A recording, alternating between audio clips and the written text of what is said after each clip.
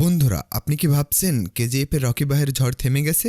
একেবারেই না। Rocking star যশ তার জীবনের সবথেকে বড় এবং সবচেয়ে বিপজ্জনক নো অ্যাকশন থ্রিলার টক্সিক নিয়ে তিনি পর্দায় ফিরছেন।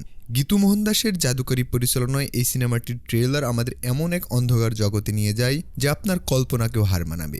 গল্প শুরুতে আমরা দেখতে পাই কুয়াশাচ্ছন্ন গোয়ার এক উত্তাল উপকূলীয় রাত। চারিদিকে ঔপনিবেশিক আমলের জরাজীর্ণ ছায়া আর সমুদ্রের গভীরে গড়ে ওঠা অবৈধ স্মাগলিং রুট। স্ক্রিনে ভেসে ওঠে এক রহস্যময় বার্তা, ক্ষমতা কখনো উপহার হিসেবে পাওয়া যায় না, একে কেড়ে নিতে হয়। আর তখনই এন্ট্রি ঘটে আমাদের মূলনায়ক রায়ার। তার এক হাতে জ্বলন্ত চুরুট আর চোখে এক তীব্র বিষাক্ত খুনে তেজ। তার এই লুকটি দেখে নেটদুনিয়া ইতিমধ্যে কাঁপতে শুরু করেছে। ট্রেইলারের সবথেকে বড় টুইস্ট হলো এর নারী শক্তি।